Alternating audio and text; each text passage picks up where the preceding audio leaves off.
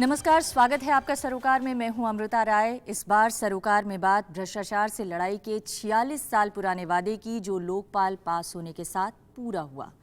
संसद ने लोगों की उस आशंका को गलत साबित किया कि नेता नहीं चाहते कि उनके खिलाफ भी कोई धारदार कानून बनाया जाए।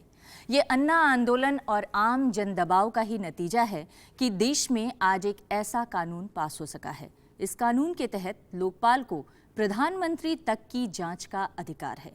भ्रष्टाचार के मामलों की जांच के लिए सीबीआई को भी अब प्रधानमंत्री कार्यालय के आदेश का इंतजार नहीं करना होगा। कोशिश ये है कि देश को एक ईमानदार और निष्पक्ष संस्था मिल सके, जो नेताओं और नौकरशाहों के भ्रष्टाचार से देश को मुक्ति दिलाने में कारगर हो।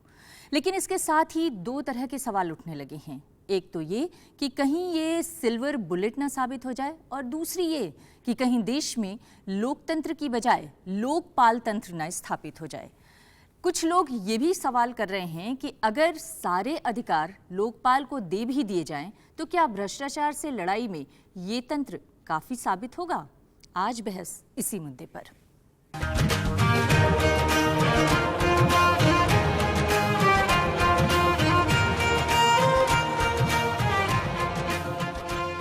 आज इस बहस में हमारे साथ शामिल होने के लिए जो मेहमान हैं, उनसे आपका परिचय कराते हैं। हमारे साथ हैं अन्ना आंदोलन से जुड़ी कार्यकर्ता सुनीता गोद्रा। सुनीता, आपका बहुत स्वागत है। हमारे साथ हैं कांग्रेस के नेता सलमान सोज। सलमान, आपका भी बहुत स्वागत है। हमारे साथ हैं बीजेपी के राज्यसभा सांसद भूपेंद्र यादव। भूपेंद्र जी, आपका भी स्वागत है। हमारे साथ फॉर्मर सीवीसी सुधीर कुमार जी हैं, जिनसे भी हम इस मुद्दे पर पूरी चर्चा करेंगे। और हमारे साथ हैं पीआरएस के चक्षु रॉय। आप सभी मेहमानों का बहुत बहुत स्वागत है। लेकिन सबसे पहले दिखाते हैं एक खास रिपोर्ट।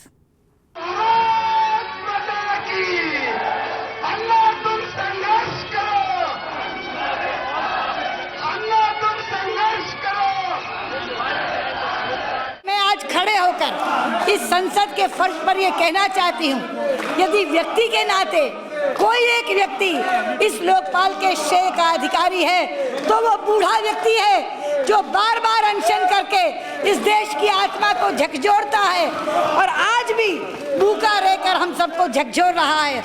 अगर अन्ना आंदोलन नहीं होता तो दशकों से लटका लोकपाल बिल शायद कभी अपने मुकाम पर नहीं पहुंच पाता। Anna Hazare's movement was at its height, and as Prime Minister kindly entrusted me to head the group of ministers which were having negotiations with him and his team. In the meeting which has appeared, I am not going to comment on it. But as a student of politics, to my mind it is opening a new dimension of our democratic structures. दबाव सड़कों से पड़ा तो संसद की नींद टूटी और अब लोकपाल का गठन एक हकीकत है। लेकिन क्या इससे भ्रष्टाचार के खिलाफ जंग जीत ली गई है? 100% भ्रष्टाचार कम नहीं होगा, लेकिन कम से कम 40-50% भ्रष्टाचार को ब्रेक लगेगा। यानी लड़ाई अभी अधूरी है, या कहें कि महज एक शुरुआत है। Can we not extend this session of parliament to complete the passage of these bills and provide this country with a framework to fight corruption? This is not about one bill. This is about a framework, and we would like to deliver that framework to the country. लेकिन मुद्दा ये है कि अगर वो bill pass भी हो गया तो क्या सचमुच भ्रष्टाचार मिट जाएगा? क्या कानून सिस्टम की जड़ों में बैठे मसले को हल करने में सक्षम है? चुनौतियां हर दफ्तर, हर मुकाम पर है। और फिर काले धन की बेकाबू समस्या। ग्लोबल फाइनेंशियल इंटीग्रिटी की ताज़ा रिपोर्ट बताती है कि 2002 से 2011 के बीच विदेशों में काला धन जमा कराने की प्रवृत्ति से भारत को सालाना औसतन 15.7 लाख करोड़ रुपए का नुकसान हुआ। इसके मुताबिक सबसे ज्यादा काला धन व्यापारी बनाते हैं, जो कस्टम विभाग आयात निर्यात की फर्जी जानकारी देकर अरबों का काला धन विदेशों में जमा करा लेते हैं। क्या लोकपाल या बाकी प्रस्तावित कानून इस चुनौती से निपटने में सहायक होंगे? और नहीं तो रास्ता क्या है? और जब तक ये रास्ता नहीं निकलता, क्या लोकपाल का बनाना उत्सव मनाने का मौका हो सकता है? सलमान सोज साहब, सबसे पहला सवाल आपके लिए है, क्योंकि आपकी सरकार ने इस बिल को पास किया है और क्रेडिट भी लेना चाह रही है। लेकिन आपकी सरकार में आपके नेता को ये क्यों लग रहा है कि ये भ्रष्टाचार से लड़ाई में उतना कारगर नहीं है? 46 साल की उपलब्धि और प्रधानमंत्री को लोकपाल के दायरे में लाना, ये क्या काफ़ी नहीं है कि और ज़्यादा भ्रष्टाचार से लड़ाई के लिए कानून बनाए जाने की मांग की जा रही है? पहली बात अमृता जी, ये जो कानून है ये सिर्फ कांग्रेस पार्टी ने आगे नहीं लाया, ये तो पूरी पार्लियामेंट में, तकरीबन पूरी पार्लियामेंट ने इसको आगे बढ़ाया है। तो हर किसी का क्रेडिट है, ये हिंदुस्तान के लोगों को क्रेडिट जाता है, अन्ना हजारे को क्रेडिट जाता है, तो सिर्फ ये कांग्रेस पार्टी का नहीं है। लेकिन मैं ये भी नहीं कह सकता कि ये सिल्वर बुलेट है, क्योंकि एक जो बहुत इम्पोर्टेंट कानून है, 45 साल की लड़ाई थी, तो फाइनली हम इस मरहले पे पहुंचे कि हमने पास कर दिया ये कानून। इसकी इम्प्लीमेंटेशन जैसे होगी बहुत ज़रूरी है। कानून कितना भी अच्छा हो, अगर इम्प्लीमेंटेशन ठीक ना हो, वो कानून ठीक नहीं रह सकता। लेकिन इसके अलावा पार्लियामेंट में इस वक्त मेरे ख्याल में 6 लेजिस्लेशंस और पड़ी हैं जो एंटी करप्शन बहुत फ़ायदा आ सकता है।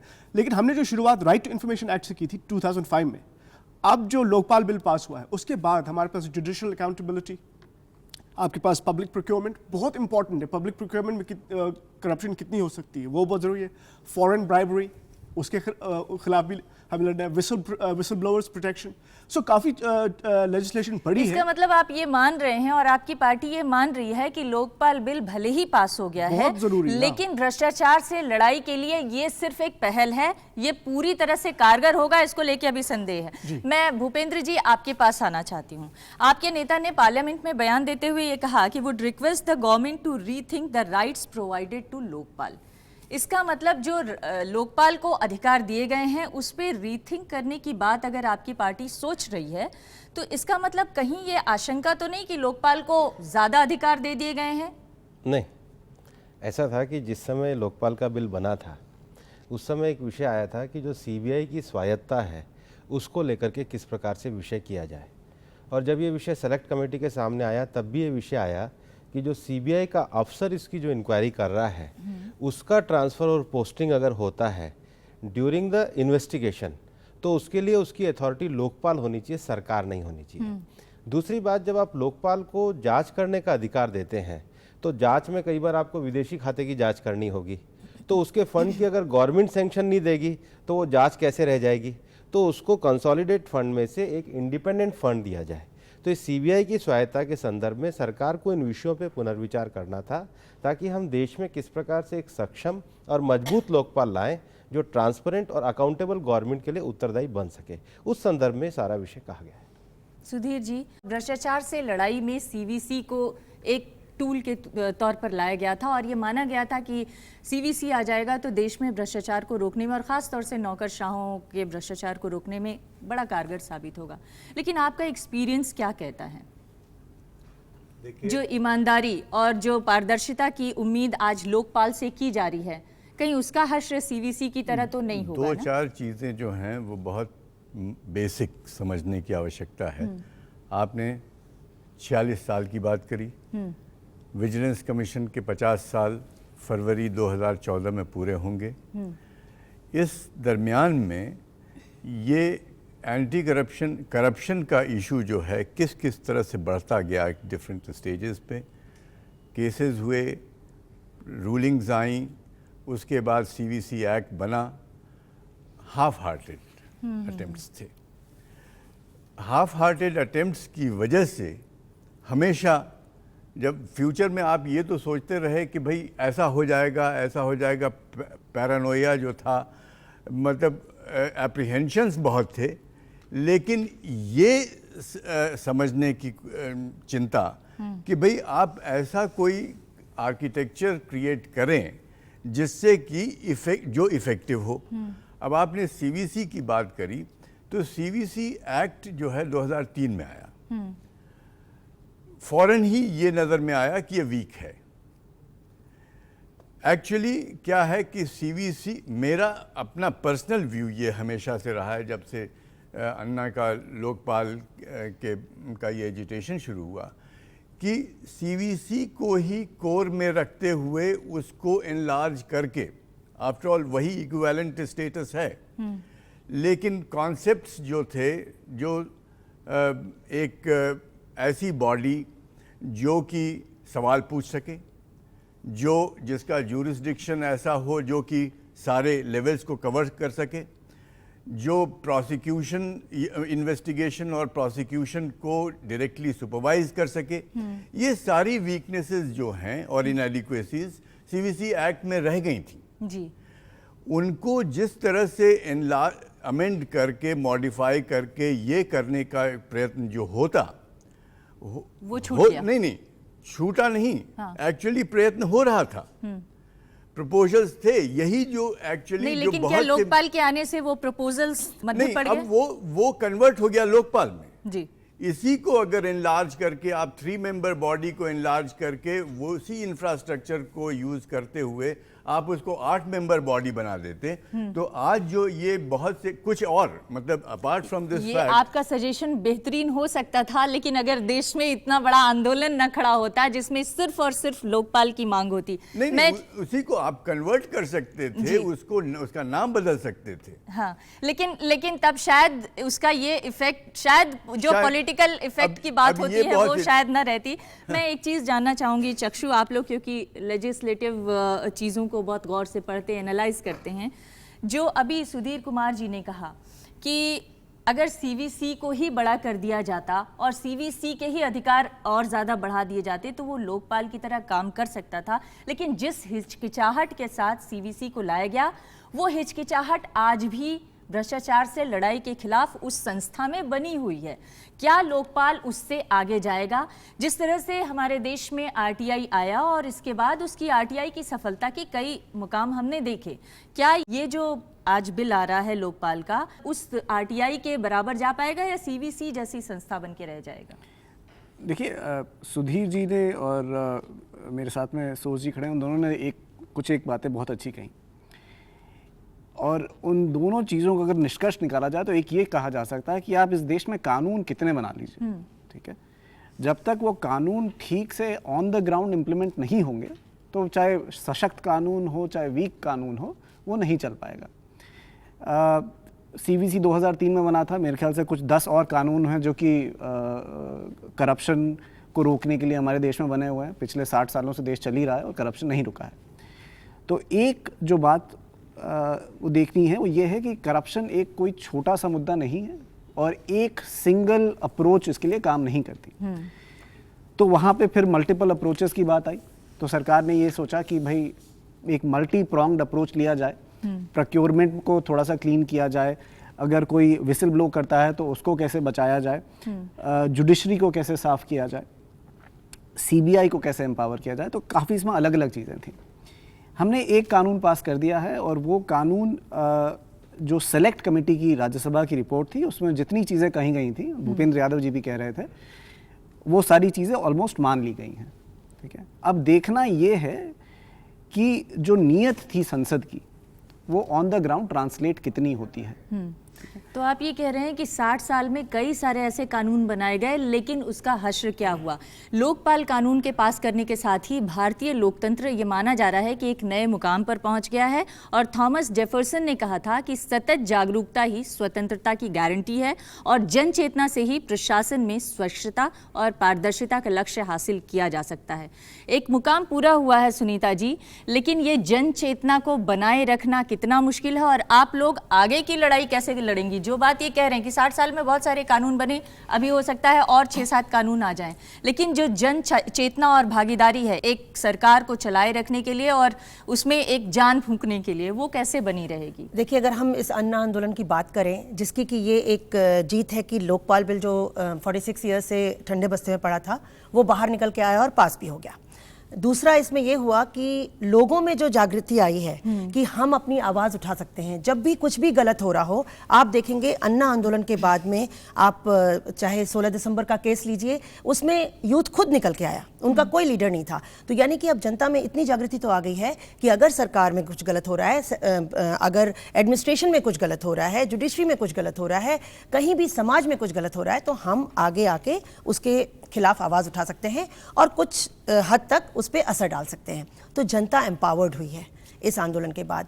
और इस लोकपाल बिल की, जैसा कि हमारे दूसरे पैनलिस्ट ने कहा है कि कानून तो बहुत हैं, लेकिन 21st सेंचुरी कंटेम्प्रेरी कानून बहुत कम है, कानूनों में बहुत संशोधन बाकी हैं। तो इसी तरह से अगर कानून के साथ साथ गुड गवर्नेंस नहीं होगी, उसका इम्प्लीमेंटेशन नहीं होगा, कन्विक्शन रेट ठीक नहीं होगा, उसमें फास्ट ट्रैक नहीं होगा, तो फिर कानून तो बहुत है ना।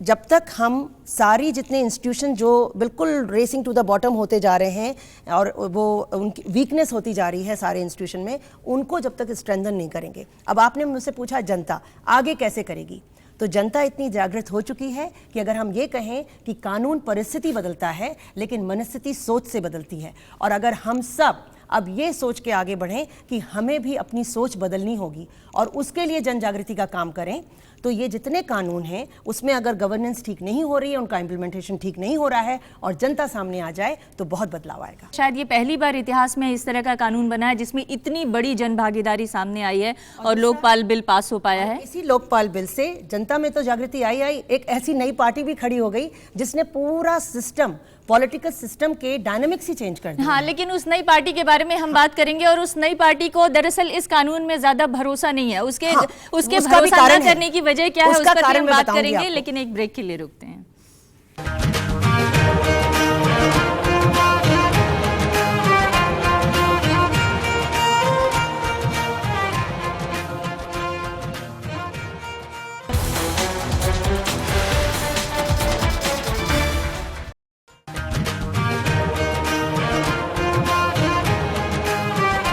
के बाद एक बार फिर आपका स्वागत है। अब हमारे साथ एक और नए मेहमान सामाजिक कार्यकर्ता निखिल डे भी जुड़ गए हैं। निखिल, ब्रेक पर जाने से पहले सुनीता जी ये सवाल उठा रही थी कि जन लोकपाल बिल अभी भी नहीं पास हुआ है, ये लोकपाल बिल पास हुआ है और ये सरकार या संसद का लोकपाल बिल है, ये जन लोकपाल बिल नहीं है जिसकी मांग की जा रही थी।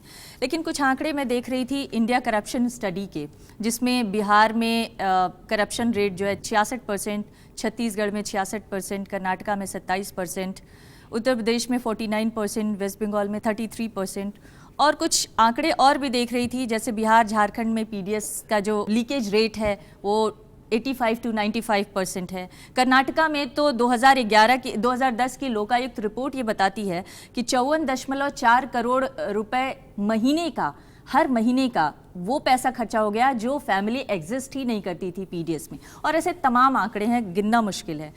मेरा ये सवाल है कि क्या ये जो लोकपाल कानून पास हुआ है इस तरह के भ्रष्टाचार से निजात दिलाने में कामयाब होगा? हम अगर जन लोकपाल की बात छोड़ भी दें, लोकपाल से क्या इस तरह के आंकड़े जो हम अभी पढ़ रहे हैं इसको कम करने में कुछ मदद मिलेगी? जो आपका सवाल है वो बहुत सही है, क्योंकि जन लोकपाल एक बहुत व्यापक किस्म के भ्रष्टाचार का सामना करने का एक प्रयास था। अब यदि हम लोकपाल को देखें तो वो केवल उसका एक हिस्सा है, यदि हम सेंस ऑफ द हाउस भी देखें उसका भी केवल एक हिस्सा है। लेकिन बात यह है कि उसके साथ साथ उसके बाकी हिस्सों के भी बिल्स हैं, तैयार हैं, पार्लियामेंट में हैं, लिस्टेड हैं, लोकसभा में लिस्टेड है शिकायत निवारण और सिटीजन चार्टर बिल।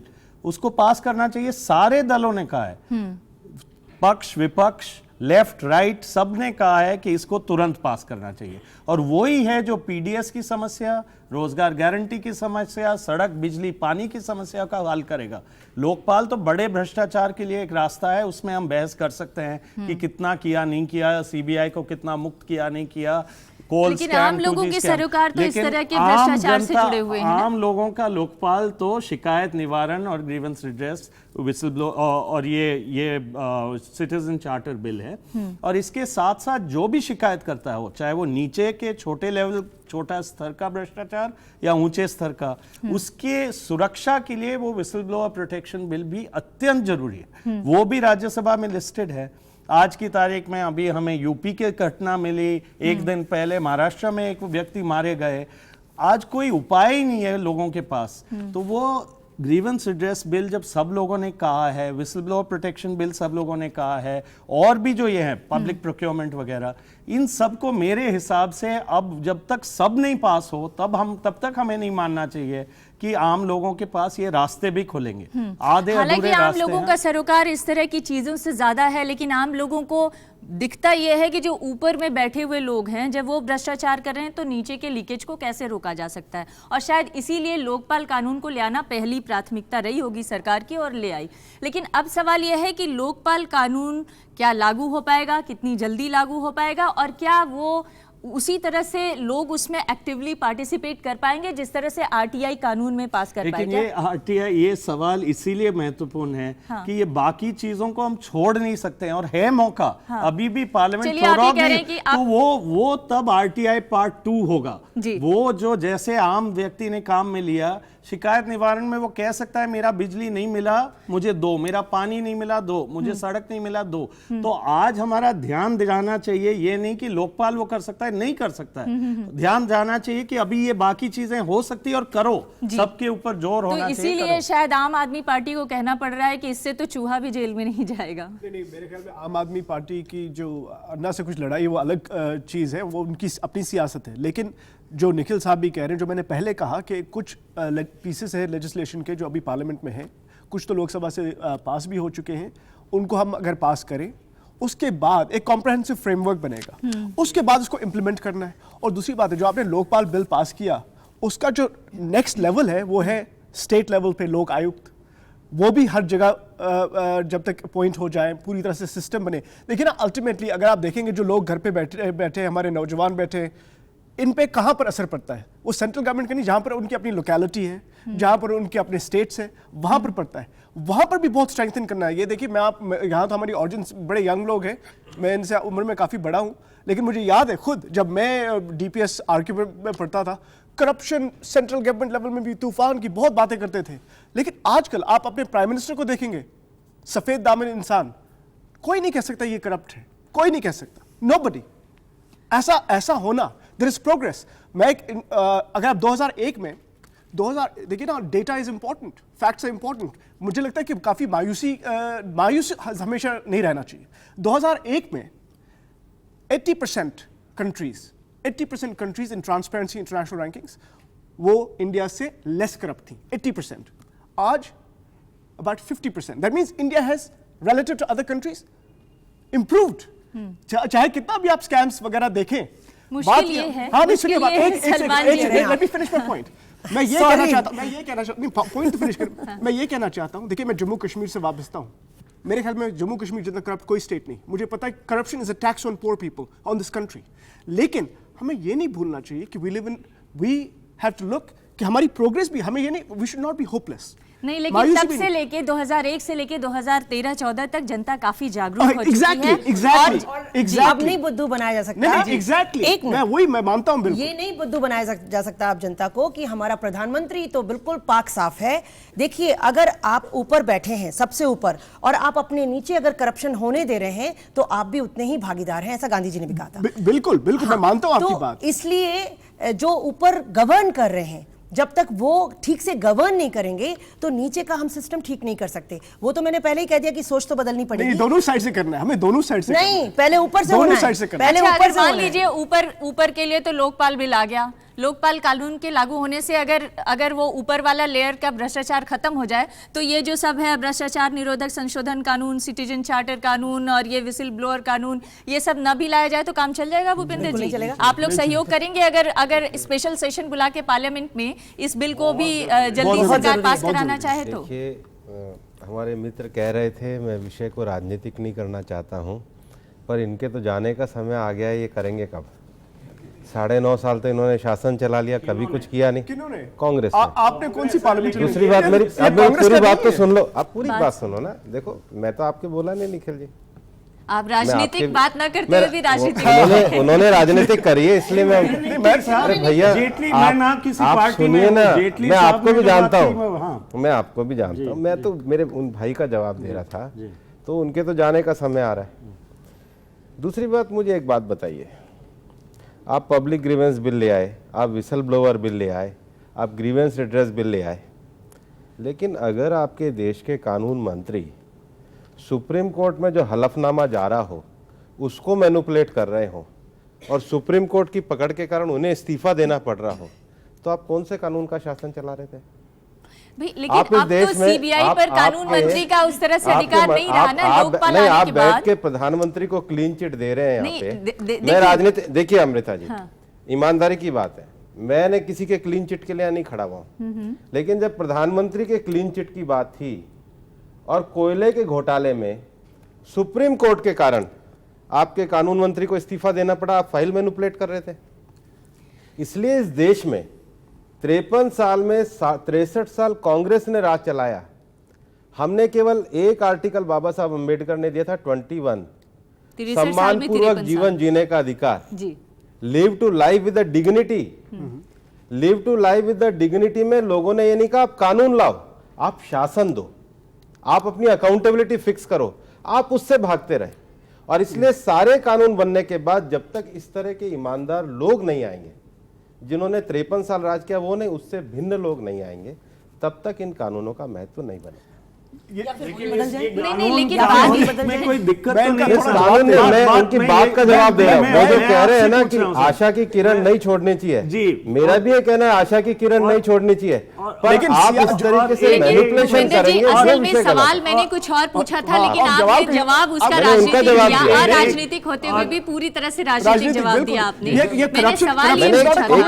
मैंने सवाल ये पूछा था कि जो 5-6 कानून और भ्रष्टाचार के खिलाफ पास होने की बात की जा रही है और बिना उसके पास हुए बिना इस कानून का कोई ज्यादा मतलब नहीं रहेगा, क्योंकि ये निचले लेवल के भ्रष्टाचार को दूर नहीं कर सकते। हमारी पार्टी ने भी ये विषय उठाया था और ये निखिल देव भी खड़े हैं कि आपको विसल ब्लोअर बिल को साथ लाना चाहिए था, आपको जुडिशियल अकाउंटेबिलिटी बिल को साथ लाना चाहिए, आपको सिटीजन चार्टर को लाना चाहिए।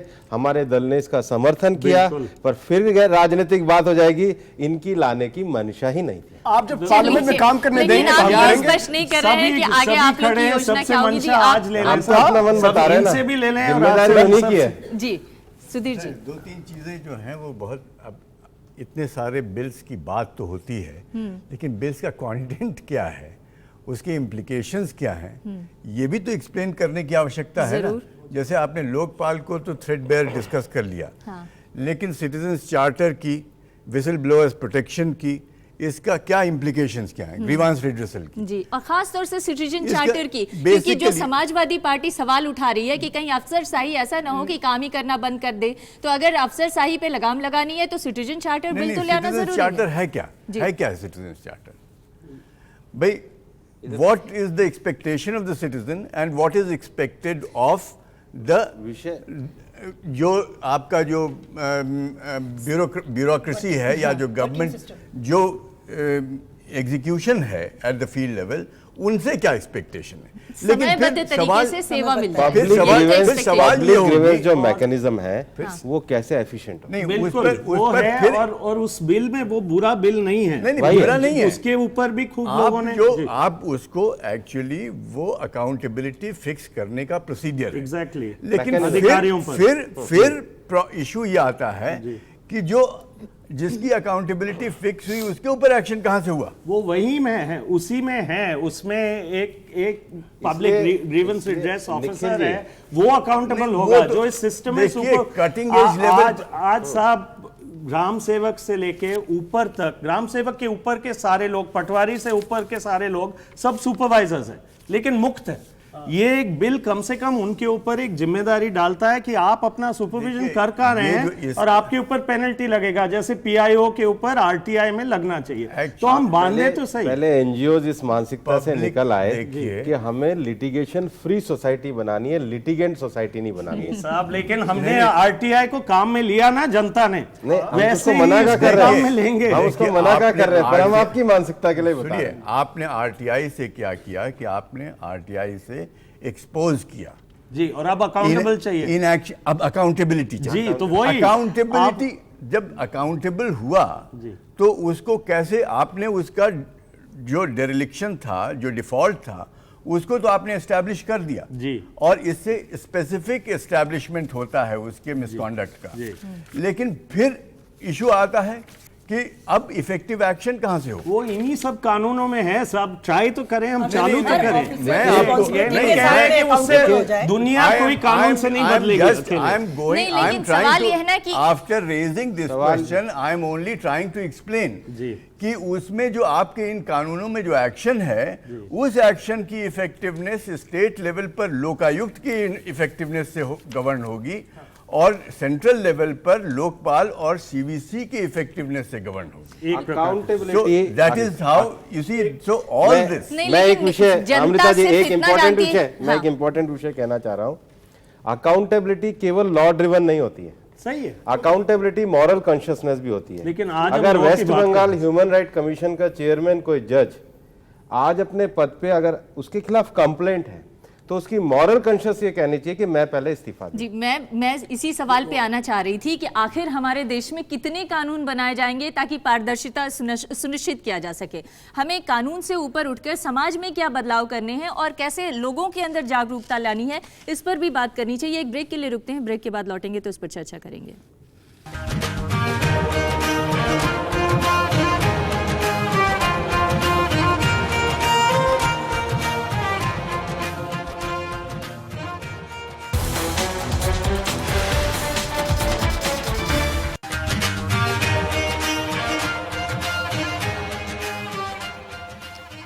ब्रेक पर भूपेंद्र यादव जी मुझे ये सलाह दे रहे थे कि एक हमें डिस्कशन करना चाहिए भ्रष्टाचार बनाम लोकाचार की। हम उस पर चर्चा जरूर करेंगे, लेकिन आप लोगों ने जो बिल पास किया है भूपेंद्र जी, उसमें लेफ्ट की तरफ से एक सवाल उठाया गया था।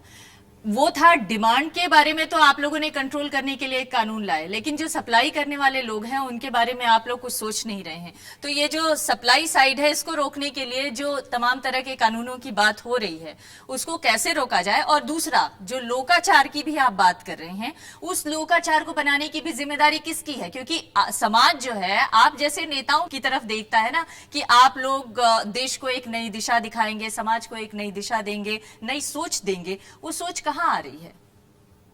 देखिए, बड़ा गंभीर प्रश्न है, क्योंकि जो डिमांड एंड सप्लाई वाली बात है, इस देश में निश्चित रूप से स्वयंसेवी संस्थाएं, नागरिक समाज, विभिन्न प्रकार के वर्ग, विभिन्न प्रकार के समूह, देश का युवा वर्ग, महिला वर्ग अपने अपने अधिकारों को लेकर के एक नई चेतना के साथ जो आ रहे हैं, वो इस देश में नए परिवर्तन का संदेश है।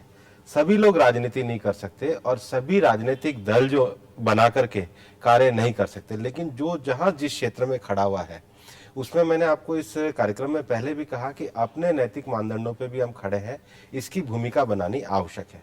दूसरी बात, इसकी भूमिका बनानी बहुत आवश्यक है कि सरकार का जो भी पैसा खर्च होता है, सरकार का जो भी पैसा योजना में जाता है, या सरकार के द्वारा जो भी कार्य होते हैं, उसके प्रति अकाउंटेबिलिटी पूरी फिक्स होनी चाहिए। और उसको चलाने के लिए जो राजनीतिक दल आते हैं, उनको अपने फंड्स को लेकर के पूरी ट्रांसपेरेंसी रखनी चाहिए। इन दोनों विषयों के लिए जब जब जैसे जैसे कानूनों की आवश्यकता होगी, ऐसा नहीं है कि एक बार लोकपाल आने के बाद ये कानून समाप्त हो जाएगा। 90 के दशक से 2000 में जैसे जैसे समाज आगे बढ़ेगा, वैसे वैसे उसमें बदलाव की भी आवश्यकता होगी। हमें फ्लेक्सिबल होना चाहिए, लेकिन अकाउंटेबिलिटी पे आगे बढ़ना चाहिए। अगर छोड़ दें, अगर व्यवहारिक बात करें, तो आपकी राज्य सरकारों ने इस लोकपाल के आधार पर कितना लोकायुक्त बिल पास करने के लिए या मॉडल बिल पास करने के लिए कितनी अपनी तरफ से पहलकदमी दिखाई है? देखिए, उत्तराखंड में जब भारतीय जनता पार्टी की सरकार थी तो सबसे ज्यादा तो टीम अन्ना ने उसकी सबसे ज्यादा बड़ाई करी थी। दूसरी बात, हिंदुस्तान में लोकपाल के लिए स्वतंत्र जांच एजेंसी, ये तो कर्नाटक की सरकार के पास में था, और मध्य प्रदेश की हमारी अगर आप सरकार देखें, अब हाशुआ, लेकिन अब आपके आंकड़े कह रहे, मैं तो आज आपको देख के आश्चर्यचकित हूँ कि बिहार में 66% करप्शन है, और आप कह रहे हैं कि कर्नाटक में 27% है। नहीं, लेकिन कर्नाटक में 54 करोड़ रुपए प्रति माह वैसे लोगों के ऊपर पीडीएस का पैसा खर्चा हो गया जो एग्जिस्ट ही नहीं करते। तो जांच होनी चाहिए, पर आपके आंकड़े तो कर्नाटक सरकार की बड़ाई कर रहे हैं। ये तो आपने खुद ने भी कर्नाटक के ही आंकड़े में बता रही हूँ। इनका सवाल जो है आंकड़े दिए, इसलिए हमारी सरकारें जहां जहां पर है, लोकायुक्त और लोकपाल के लिए प्रतिबद्ध है। केंद्र में भी जो लोकपाल बना है, उसमें हमने अपना पूरी सहभागिता दी है, और हम चाहते हैं कि ये लोकपाल मजबूत बने और देश के काम। ये दोनों कहें कि इनकी जहां जहां सरकारें हैं, जो आपने सवाल उठाया, प्रतिबद्ध हैं कि इससे कमजोर नहीं बनेगा किसी राज्य में, तो एक बहुत बड़ी राहत मिलेगी। और इसके साथ ये प्रतिबद्धता दिखाएं कि बाकी जो बिल्स हैं ये इसी बार पास हो जाए तो वास्तव में ये नहीं, इससे भी अच्छे जो बिल आने चाहिए, बहुत अच्छा, उसके लिए भी हमारी पार्टी वही जो लंबित है वो पास हो जाए। अच्छे बिल आपकी सरकार आएगी तो जरूर ले आएगा। कम से कम अभी जो उम्मीद की जा रही है वो आप लोग पास करवाने में मदद करें। चक्षु, बहुत देर से आप इस पूरी बहस को सुन रहे हैं। सवाल ये है कि अब लोकपाल बिल तो आ गया है, इसको इम्प्लीमेंट करने में किस तरह की चुनौतियां सामने आपको दिख रही हैं, और क्या ये जो जिस उद्देश्य से ये लाया गया है, ये उद्देश्य पूरा करता हुआ नजर आ रहा है? उद्देश्य किसी भी कानून का कभी खराब नहीं होता और नीयत किसी भी कानून की कभी खराब नहीं होती। जिन चुनौतियों की आप बात कर रही हैं वो चुनौतियां पहले भी थी और अभी भी हैं। एक चुनौती यह है कि क्या सीबीआई के पास इतने लोग हैं जो कि जांच कर सकें। मैं कुछ आंकड़े देख रहा था 2011-12 के, जिसमें यह दिखाया गया था कि सीबीआई में जो इन्वेस्टिगेटिंग ऑफिसर्स की पोस्ट हैं वो कुछ 50% के करीब खाली हैं इस वक्त। ठीक है, तो सीबीआई काफी समय से, और संसदीय समिति जो सीबीआई को देखती है काफी समय से ये भी कह रही है कि सीबीआई के लिए एक नया कानून लाया जाए, अलग से कानून लाया जाए, जिसमें कि कई बार सरकार ने ये कहा है कि भाई सीबीआई के पास एक अपना अलग से कानून है। तो क्या लोकपाल सीबीआई को उतनी स्वतंत्रता दे पाएगा या नहीं दे पाएगा, ये तो जब कानून चलने लगेगा तभी मालूम पड़ेगा। आज एक एक्स सीबीआई डायरेक्टर का आर्टिकल भी मैं पढ़ रही थी जिसमें उन्होंने कहा कि अब वो प्रधानमंत्री के कार्यालय के दायरे से निकलकर लोकपाल कार्यालय के दायरे में चला जाएगा। एक मैं, क्योंकि मैं राजनीतिक विशेषज्ञ नहीं हूं, मैं सिर्फ संसदीय कार्य प्रणाली को देखता हूं, तो मैं एक छोटी सी चीज ये कहना चाहूंगा। निखिल जी इस पे कह रहे थे कि 9 के करीब कुछ बिल आए थे संसद में 2010 और 11 में करप्शन संबंधित मामलों को देखने के लिए। उन 9 में से 2 पास हो चुके हैं, एक लोकपाल है और एक मनी लॉन्ड्रिंग का बिल है। 2 बिल ऐसे हैं जो कि लोकसभा से पास हो गए हैं और राज्यसभा में इस वक्त पेंडिंग है। एक है विसल ब्लोअर बिल और दूसरा है जुडिशियल अकाउंटेबिलिटी। और 5 बिल ऐसे हैं, public procurement, citizen grievances, electronic service delivery और 2 और जी, जो कि अभी लोकसभा और राज्यसभा दोनों में पेंडिंग है। जी, शीतकालीन सत्र खत्म हो गया है, प्रोरोग हुआ है कि नहीं हुआ है उसके ऊपर अभी बहस जारी है। 2003 में हमने देखा था कि जब अटल बिहारी वाजपेयी जी की सरकार थी तो शीतकालीन सत्र को बढ़ाकर उसमें इंटरिम बजट जनवरी और फरवरी में पास कराया गया था। तो अगर ये नहीं हो पाता, अगर ये जो 7 बिल हैं अगर ये पास नहीं होते तो ये लैप्स हो जाएंगे। इसका मतलब ये जितनी मुहिम चली थी इनको पास कराने के लिए, जितने आंदोलन चले थे और जितनी संसदीय प्रक्रिया चली है वो वापस फिर से दोहरानी पड़ेगी। तो देश का वो कुछ 3 या 4 सालों का नुकसान हो जाएगा। लोगों की मेहनत, संसद सदस्यों की मेहनत, निखिल और सो साहब जी की मेहनत सारी खारिज चली जाएगी। तो एक थोड़ी सी इस बात पे भी चर्चा हो जाएगी क्या किया जा सकता है। पार्लियामेंट कुछ दिन और बैठ सकती है, कुछ डिस्ट्रप्शंस कम हो सकते हैं अपनी तरफ से कि पार्लियामेंट में बहस करा के कम से कम ये जो 6-7 बिल हैं इसको पास करा लिया जाए, ताकि आपने जो मुहिम शुरू की और जिसका आप बार बार कह रहे हैं कि हमारी सरकार ने ये काम किया, उसको कम से कम एक मुकाम तक पहुंचा सके। देखिए, मैं एक सियासतदान हूं, सियासी थोड़ी बात हुई तो मुझे उसका जवाब देना पड़ेगा। उसके बाद मैं आपसे सवाल पूछना चाहता हूं। मैं आप सबको, आपकी ऑडियंस को, खास तौर से यंग लोग हैं, इनको बताना चाहता हूं। सवाल पूछने के लिए सोच रही थी, जवाब उसका भी बता दूंगा मैं। करप्शन किसी एक पार्टी की नहीं।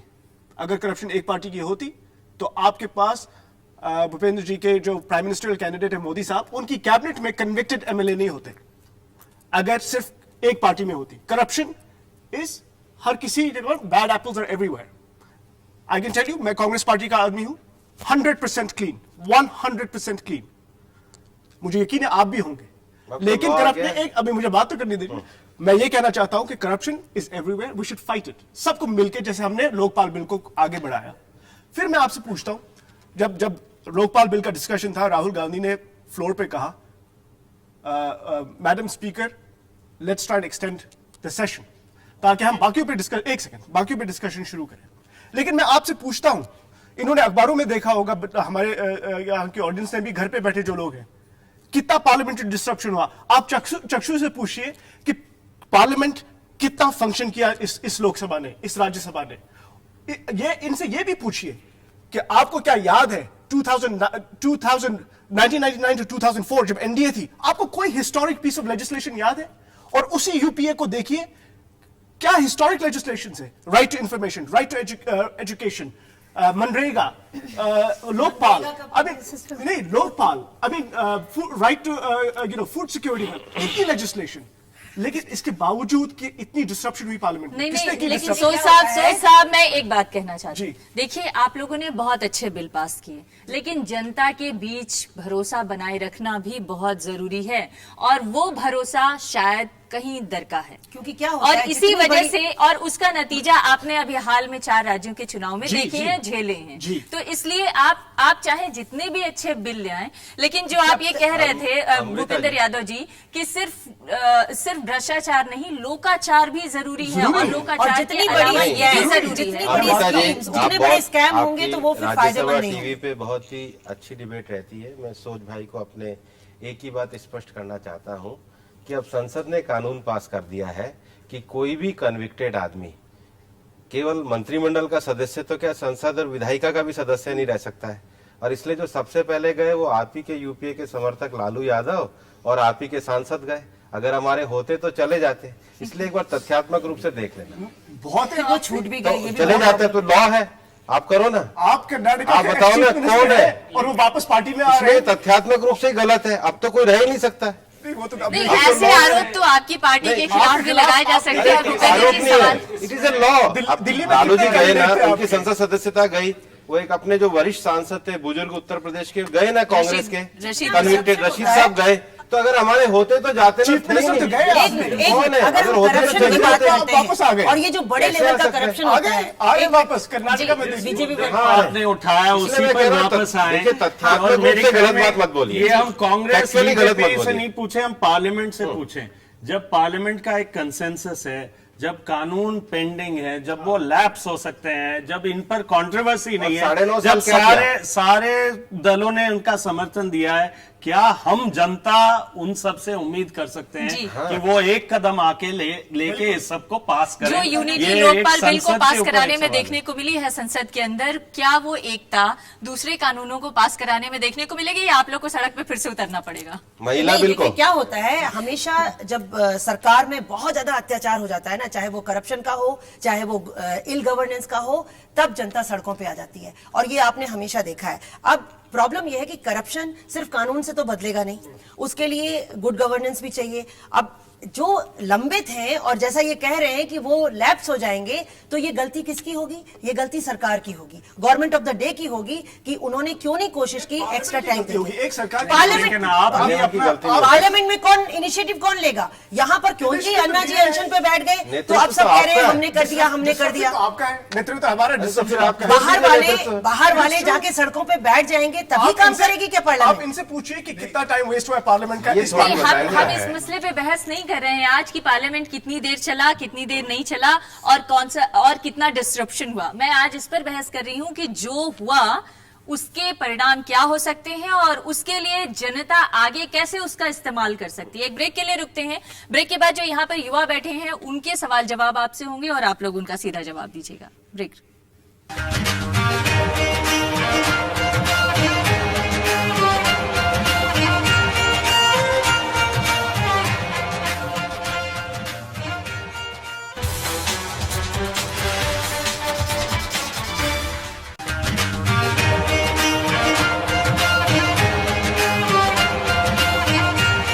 एक बार फिर आपका स्वागत है। तो आज हम बात कर रहे हैं लोकपाल कानून की, और लोकपाल कानून किस तरह से काम करेगा, उसमें किस तरह की चुनौतियां हैं और किस तरह की अड़चनें सामने आ सकती हैं, इस पर हम चर्चा कर रहे हैं। अब हमारे जो यहाँ पर युवा बैठे हैं वो सीधा सवाल जवाब करेंगे। जी पूछिए। जब अन्ना जी का आंदोलन चला था, तब अन्ना जी का कहना था कि इस लोकपाल बिल के आने से 60 से 65% भ्रष्टाचार खत्म हो जाएगा, लेकिन आज वही अन्ना जी का अगर हम बयान सुनते तो अन्ना जी कहते हैं कि 40 से 45% केवल। तो ये 20% का डिफरेंस क्यों आ गया? देखिए, पहली बात तो ये एक हाइपोथेटिकल केस होता है कि कितना परसेंट, हम कुछ भी तय नहीं कर सकते। उस समय जन लोकपाल की बात हो रही थी, और जन लोकपाल की कुछ बातें इस बिल में नहीं है। तो अन्ना जी को भी ये पता है कि ये संशोधन के साथ आया है, ये डॉट एंड फुल स्टॉप के साथ जन लोकपाल वाला नहीं आया है। तो इसमें सिटीजन चार्टर नहीं है, इसमें लोकायुक्त का नहीं है, इसमें बहुत सारी बातें जो रह गई, इस वजह से अन्ना जी ऑटोमेटिकली 60 से 40 में पहुंच गए। समर्थन क्यों कर रहे हैं उस बिल का? क्या समर्थन क्यों कर रहे हैं? समर्थन करना बहुत जरूरी था। आप लोग समझो कि आंदोलन चला 2 साल, ठीक है, तीसरे साल भी हल्का हल्का चलता रहा। उसके बाद भी अगर ये 45 साल 47 साल पुराना जो कोल्ड स्टोरेज में बिल पड़ा था, अगर ये बाहर निकल के आता नहीं, ये पास नहीं होता, अन्ना जी अगर अनशन पे नहीं बैठे होते, तो ये ट्रिगर ही नहीं होता। तब राहुल गांधी पैराट्रूपर की तरह कूद के नहीं आते और बोलते कि ये बहुत अच्छा है, ये होना चाहिए। तो ये बहुत जरूरी था अन्ना जी का प्रेशर उनका जो आमरण अनशन था, इस बार वो अडिग हो गए थे कि मैं तो उठूंगा ही नहीं जब तक ये पास नहीं होगा। तो उनको भी समझाया गया कि अन्ना जी इसमें इतने इतने संशोधन कर दिए हैं, तो अब आप जिद पे मत अड़ना। अन्ना जी एक आंदोलनकारी हैं, तो उनमें वो फ्लेक्सिबिलिटी है। जी, आखिर में जो बिल 40 सालों से पेंडिंग में पड़ा हुआ था, 40-45 सालों से आज़ादी के बाद, और जहां पर जेपी मूवमेंट, अन्ना मूवमेंट, मैंने अन्ना मूवमेंट में पार्टिसिपेट भी किया, लेकिन उनके जन लोकपाल विधेयक के किन मुद्दों को और कितने कंटेंट को रखा गया उसमें, क्या जनता उसको लेकर के कहां तक भागीदारी कर सकती है? मैं इसमें दो चीजें हैं। ये आपका पहला भी जो सवाल था, केवल कोई कानून आने से ना 60%, ना 100%, ना 40% भ्रष्टाचार खत्म होगा। वो होगा आपके और हमें इन कानूनों को काम में लेने से। आरटीआई से फर्क पड़ा क्योंकि आम जनता ने उसको काम में लिया। काम में लेने के बाद वो कानून कितनी मदद करता है। लोकपाल में जरूर सारी जनता जाके शिकायत दर्ज कर सकती है, प्रूफ ले जा सकती है। लोकपाल को उसको एक प्रिलिमिनरी इंक्वायरी के रूप में दर्ज करना पड़ेगा। कुछ कदम आगे भी बढ़े हैं क्योंकि सीबीआई पूरी तरीके से पहले सरकार के नीचे थी, अब लोकपाल का कुछ उसके ऊपर अथॉरिटी है। उन कोई अच्छा काम करे उसका ट्रांसफर नहीं हो सकता है बिना लोकपाल के सोचे। लोकपाल के पास एक प्रिलिमिनरी इंक्वायरी करने के लिए एक स्वतंत्र एजेंसी है। ये सब चीजें हैं और एक बहुत बड़ा हिस्सा है कि पहले सरकार ही देती थी परमिशन किसी के खिलाफ इन्वेस्टिगेशन करने के लिए और प्रोसिक्यूशन करने के लिए। वो बहुत बड़ा कदम है कि वो हट गया है और वो एक स्वतंत्र एजेंसी लोकपाल के पास आया है जिसका चयन होगा सारे पार्टियों से मिलके। तो कई चीजों में, कई मायनों में आगे बढ़ा है। लेकिन आम जनता के लिए एफआईआर दर्ज कराना, भ्रष्टाचार के सारे सबूत इकट्ठा करना, फिर जाके वहां गवाह पेश करना, फिर गवाहों का वो केस चलना और कितने जल्दी, हालांकि टाइम लिमिट है लेकिन वो चलेगा नहीं चलेगा। तो इसीलिए ये दूसरे कानून जो सिटीजन चार्टर वाला है उसका मुहिम हमें एक बड़ा सवाल ये है कि इस कानून का इस्तेमाल आम आदमी कैसे करेगा, कैसे कर सकता है, उसके बारे में अगर आप कुछ बता सकें। उसको सीधा एक शिकायत लोकपाल कि यहाँ वो दे सकते हैं। जब लोकायुक्त बने तो लोकायुक्त के यहाँ दे सकते हैं। लोकपाल या लोकायुक्त एक प्रिलिमिनरी जांच देखने के लिए कि इसमें क्या कोई दम है कि नहीं है, वो उसको चालू करेंगे। उनके पास अपनी एजेंसी है वो करने के लिए, और वो जल्दी से जल्दी वो जांच करके देखेंगे कि हाँ इसमें कुछ तथ्य है प्राइमा फेशिया, तब वो इन्वेस्टिगेशन के लिए सीबीआई के पास या किसी और के पास। लेकिन ये जनता की मुहिम है, इसलिए मैं चाहती हूँ जनता से ज्यादा सवाल है। मेरा सवाल है सत्ता पक्ष और विपक्ष दोनों से, क्योंकि वो संविधान के लचीलेपन का फायदा उठाते हुए कानूनों में संशोधन कर देते हैं और जनता को पता ही नहीं चलता कौन से प्रोविजन कानून से बाहर हो चुके हैं। तो इसकी गारंटी कौन देगा कि ये लोकपाल आगे ऐसा ही बना रहेगा या और अच्छा होगा? देखिए, अल्टीमेटली कोई भी ऐसा बिल नहीं होता या कोई कानून नहीं होता जिसको आप कहेंगे ये तो परफेक्ट है, बस ऐसा ही है और उसी को इम्प्लीमेंट कर दो। एक्सपीरियंस से पता चलता है। हमें पता चलेगा ये लोकपाल बिल जो आया इसको कैसे इंप्लीमेंट किया जा रहा है, जो लोक आयुक्त बने वो कैसे इंप्लीमेंट हो रहे हैं। मैं आपको बताऊं कि जम्मू कश्मीर में एक पब्लिक ग्रीवेंसेस एंड रिड्रेसल एक एक्ट है, लेकिन किसी को पता ही नहीं है। तो जो हम सिटीजन चार्टर की बात करते हैं, जम्मू कश्मीर में लोगों को पता नहीं, तो हमने तो कानून बना दिया लेकिन उसकी इंप्लीमेंटेशन बिल्कुल रद्दी है। तो उसी तरह से हमको बिल्कुल अवेयर रहना पड़ेगा कि भाई ये चल रहा है, उसी जैसे आरटीआई ठीक तरह चला, उसी तरह से हमें देखना है कि ये कानून चल रहा है कि नहीं। अगर नहीं चल रहा है, ठीक तरह नहीं चल रहा है, तो that means we have to do some changes. वो फिर लेकिन एक्सपीरियंस से पता चलेगा। अभी आपको भूपेंद्र जी आपसे भी था कि कहीं आप लोग की सरकार आई तो इसको और माइल्ड तो नहीं कर देगी? नहीं, इनका जो प्रश्न था वो ये था कि संविधान का जो लचीलापन है उस लचीलेपन को देखते हुए राजनीतिक नेतृत्व उस कानून में कब परिवर्तन कर सकता है, जनता के विरोध में भी कर सकता है। देखिए, पहले अपनी संवैधानिक व्यवस्था को समझ लीजिए। हमारे देश में संसद कोई भी ऐसा कानून नहीं बना सकती जो संसद के मूलभूत जो आधार है, लोकतंत्र है, जो मूलभूत हमारा जो आधार है, लोकतंत्र है, गणतंत्र है, लोगों के नागरिक अधिकार है, उसके विरुद्ध नहीं बना सकते। अगर कोई ऐसा कानून बनता भी है तो कोर्ट को यह अधिकार है कि जुडिशियल रिव्यू के अंतर्गत उस कानून को असंवैधानिक सिद्ध करे। दूसरी बात। तीसरी बात, जब आप संसद से कोई भी कानून पारित करते हैं, उस कानून को बनने के बाद उसके रूल्स बनते हैं, सबऑर्डिनेट लेजिस्लेशन है, कानून के प्रक्रियात्मक पालन में उन रूल्स की भूमिका होती है। इसलिए ये मान लेना कि हमारे संविधान को तोड़ मरोड़ करके कोई कानून बना दे, इस समय हमारे देश का लोकतंत्र और संसद इतनी परिपक्व है कि इस तरह की कोई भी बात होने की उम्मीद नहीं है। और अगर ऐसी कोई उम्मीद है तो उसके लिए जनता है, राजनीतिक दल है, विपक्षी दल है और सत्ताधारी दल भी है। लेकिन बन नहीं सकते आप। अगर एक सेकंड, अगर आप सेक्शन 377 को देखें जो अभी कोर्ट ने जो इस पे ऑर्डर दिया है, बहुत लोग अब उसके खिलाफ है, काफी लोग कहते हैं ये राइट टू इक्वालिटी के खिलाफ है, अनकॉन्स्टिट्यूशनल है। अब तो गवर्नमेंट खुद गई है सुप्रीम कोर्ट के पास कि आप इसको आप रिजेक्ट कीजिए, यानी इसको रिव्यू कीजिए, यानी कि ऐसे कानून हो सकते हैं जो अनकॉन्स्टिट्यूशनल हो, हमें अवेयर रहना पड़ेगा, उनके खिलाफ आवाज खड़ी करनी पड़ेगी, उसी से कुछ हो सकता है। जी, आप सवाल पूछना चाहते हेलो सर, मेरा क्वेश्चन निखिल सर से है। सर, लोकपाल बिल के पास होने से क्या भ्रष्टाचार के सभी मुद्दे कम हो पाएंगे? जितना लोगों को उम्मीद है इस लोकपाल बिल से, क्या वो पूरे हो पाएंगे सर? जनता को काम में लेना पड़ेगा, तब जरूर भ्रष्टाचार कम होगा, लेकिन खत्म होगा वो तो नहीं। आपको और हमें लगातार संघर्ष करना पड़ेगा। भ्रष्ट लोग रास्ते अपने ढूंढते रहते हैं और कोई कानून से पूरा भ्रष्टाचार खत्म नहीं होता है। भ्रष्टाचार से लड़ना एक जन आंदोलन है जो निरंतर चलना पड़ेगा। और जो इन्होंने कहा कि हमारे भी देखना पड़ेगा कि हम कहीं भ्रष्टाचार होने नहीं दें, और हम नहीं सोचे कि नहीं मैं मेरा काम तो करा लूंगा या करा लूंगी और बाकी तो कानून ठीक करेगा दूसरी दुनिया को, वो नहीं होगा। तो वास्तव में हमें देश सुधारना है तो ये करना पड़ेगा और इन कानूनों को काम में लेना पड़ेगा, एक दूसरे का साथ देना पड़ेगा। जी, क्या हर बार आम जनता को सड़क पे उतरना पड़ेगा तो ही जो है बिल पास होंगे, या तो ही उनके काम बनेंगे, या फिर आप किस लिए हो? अगर आप वहाँ पे हम इलेक्ट करके भेजे तो आपका काम है, मुझे क्यों रोड पे आना है हर बार इस काम के लिए? जो आपने पूछा कि हमें क्या उतरना पड़ेगा, हाँ उतरना पड़ेगा, क्योंकि व्यवस्था परिवर्तन और सिस्टम अच्छा चले, ये सिस्टम अंदर से संसद भी चेंज करती है, वो कानून बना के करती है, और बाहर वाले जो जुडिशरी है, हमारी एडमिन है और हमारी पुलिस जिसमें सब में रिफॉर्म होने बाकी हैं अभी, इन सबको भी तैनात होना होगा, रिस्पॉन्सिबल होना होगा अकाउंटेबिलिटी के साथ। और जनता का भी ये जिम्मेवारी है, जनता की ये जिम्मेवारी है कि ऐसी व्यवस्था को जनशक्ति प्रदान करें कि वो अच्छे लोगों को समझ सके, परख सके, और ऐसी जनशक्ति जो अगर गलत हो रहा है तो उसके खिलाफ आवाज उठा सके। जी, एक आखिरी सवाल लेना चाहती हूँ। मैम, एक सवाल मैं पूछना चाहूंगा कि लोकतंत्र के नजरिए से लोकपाल को प्रधानमंत्री से भी के ऊपर भी शक्तियां दी गई हैं, तो एक तरह से लोकतंत्र के लिए ये घातक नहीं हो सकता? नहीं, उसमें जो प्रोविजन किया है उसमें काफी सेफगार्ड्स हैं, लोकपाल में सेफगार्ड्स हैं कि अगर कोई सीरियस एलिगेशन है प्रधानमंत्री के खिलाफ तो उसको पूरी तरह से एग्जामिन करने के बाद जब 2/3 मेजॉरिटी से अगर उसमें डिसीजन होता है कि इसको इंक्वायरी स्टेज से में ले जाया जाए तभी होगा। तो उस स्टेज तक प्राइमा फेसी मतलब सीरियस एविडेंस होगा तभी वो चीज आगे बढ़ेगी। एक आखिरी सवाल सुधीर जी, मैं आप एक स्पष्टता और करूं, कोई ये पहली बार नहीं हुआ है।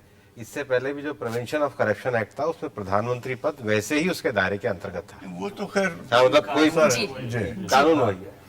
एक आखिरी सवाल मैं आपसे ये जानना चाहती हूँ कि भ्रष्टाचार से लड़ाई के खिलाफ ये कानून कितना कारगर होगा? इसके लिए जो अब तक हमने बातचीत की, उस बातचीत में ऐसा लगा कि अभी बहुत मुकाम तय करने बाकी हैं, लेकिन सवाल ये है कि जो तय हुआ है वो क्या सीवीसी की तरह एक संस्था बन के रह जाएगा, या उससे कुछ आगे बढ़कर कुछ देश को एक नई दिशा दे पाए? नहीं, ये तो जरूर एक बहुत मेजर स्टेप फॉरवर्ड है, और लोकपाल का जो कॉम्पोजिशन है और उसके पावर्स जो हैं, और जो आज जो प्रोटेस्ट से और ये इससे पब्लिक एक्सपेक्टेशन है उसमें तो वो जरूर इफेक्टिव होगा, लेकिन इसका रोल जो है ये समझने की, ये हर चीज के लिए कोई मिरेकल क्योर नहीं है। सबसे पहला चैलेंज तो यही होगा कि उसका कॉम्पोजिशन कैसे बने, जो और उतने सारे ईमानदार लोग लाए कैसे जाएं? 8-9 लोग जो हैं आप नहीं इतने सारे ईमानदार लोग तो आपको मिलेंगे। हाँ। देखिए, ईमानदार लोग एक क्राइटेरियन है और उनकी स्पाइन भी मजबूत हो वो दूसरा भी क्राइटेरियन है।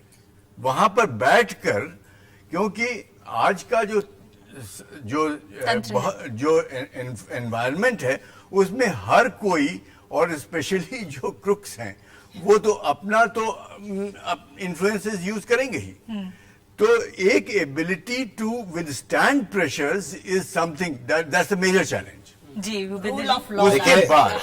उसके बाद ऐसा होगा कि आपका जो एक तो इसमें जो इस स्ट्रक्चर में जो सीबीआई और सीवीसी का भी रोल है, इससे कंफ्यूजन होगा। आपने जिस आज आर्टिकल की बात करी है डॉक्टर राघवन के, तो उसमें ये एक एप्रीहेंशन है, इसको रिजॉल्व करने में ही 2 साल लग जाएंगे। सबसे इंपॉर्टेंट जो चीज है कि जो हायर लेवल्स पर जो इसका डिटरेंस जो है, मेरे व्यू में डिटरेंस इतना इंपॉर्टेंट है इसका, क्योंकि there is a body which can ask questions at the right time from the right people.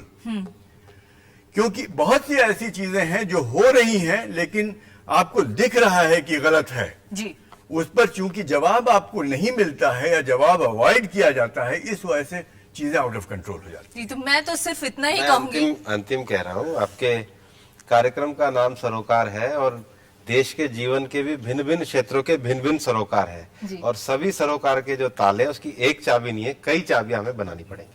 और मैं तो सिर्फ इतना कहूंगी कि कोई भी कानून प्रभावी तभी हो सकता है जब सतत जनचेतना बनी रहे, जागरूकता बनी रहे और आम लोगों की भागीदारी और चेतना के साथ ही इस कानून को भी सफल किया जा सकता है। बहुत बहुत धन्यवाद।